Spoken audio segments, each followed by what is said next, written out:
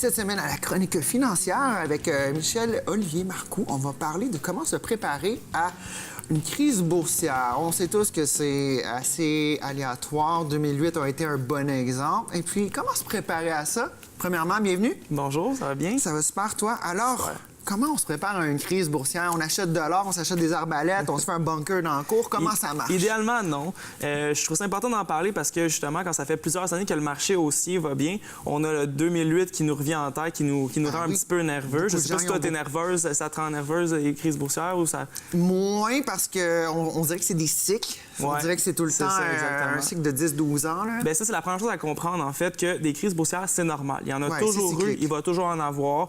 Ça fait partie de l'économie. C'est sûr que les banques centrales essaient de minimiser ça le plus possible, mais c'est pas parfait. Il y a tellement de facteurs maintenant dans l'économie à cause de la mondialisation et tout ça qu'il faut s'attendre à en avoir. Juste de comprendre ça, déjà, ça peut un peu nous aider. Ça peut un peu nous faire réaliser que il va en avoir, puis c'est normal, puis il y en a toujours eu, puis on s'en est bien sorti quand même. Contrairement au marché libre, qui est l'offre et la demande, on est dans un marché keynésien, donc où est-ce que les banques centrales peuvent jouer un certain rôle en jouant avec les taux d'intérêt, ce qui va, au bout de la ligne, influencer tout le monde. Puis exactement. Puis nous aider quand ça va moins bien aussi, comme ça a été le cas en 2008.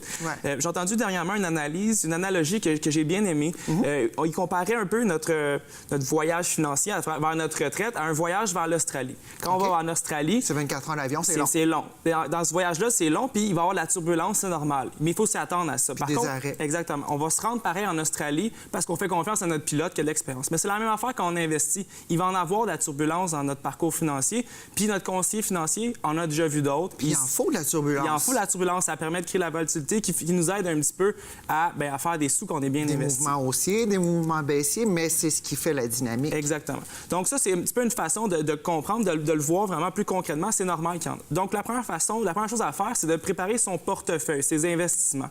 Est-ce que votre portefeuille est bien positionné? Est-ce que selon votre tolérance de risque, vos objectifs, votre horizon de placement, tous des trucs qui vont vraiment avoir une influence sur si jamais il y a une crise boursière, est-ce que ça va être vraiment bien placé, bien fait pour votre situation à vous? Parce que des fois, notre situation peut changer. Ça arrive qu'on va changer d'emploi, qu'on va, par exemple, avoir un salaire qui paye mieux, quelque chose comme ça. Donc, c'est important de vraiment aviser notre conseiller financier puis de lui en parler parce que il va pouvoir vraiment nous positionner. Puis des fois, il va pouvoir aussi nous expliquer un petit peu dans quoi on était investi. Fait que c'est... OK. Est-ce qu'à l'époque où je faisais du trading, il y avait la traditionnelle valeur refuge, qui est traditionnellement en bourse, c'est l'or. Ça va être aussi les liquidités, ça va être les bons du Trésor de certains pays. Est-ce que c'est encore valide aujourd'hui en 2019 ou est-ce que c'est anything goes? Il n'y a pas vraiment de valeur refuge? Il y a des valeurs refuges. C'est sûr que les bons du Trésor, oui, de certains pays, c'est sûr.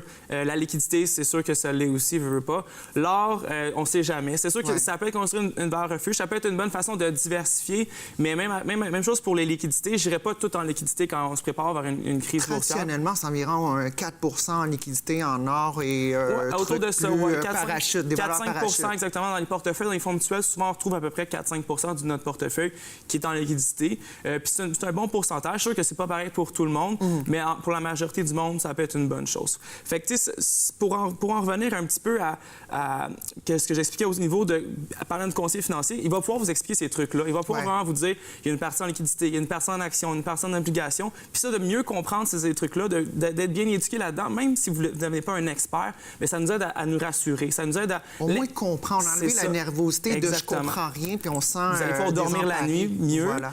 Puis ce qui fait peur dans la vie, que ce soit en investissement ou n'importe quoi, c'est l'inconnu.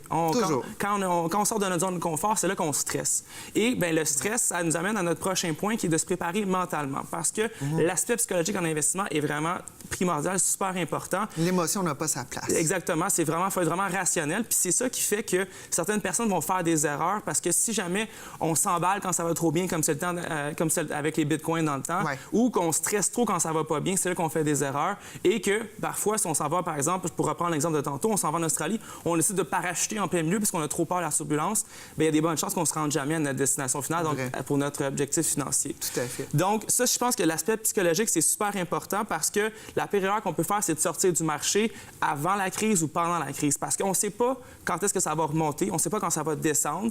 Et ça, c'est toutes des possibilités de faire des erreurs. Parce que si on sort au mauvais moment, si on rentre au mauvais moment, mais ça peut être des erreurs qui coûtent très cher. Très cher.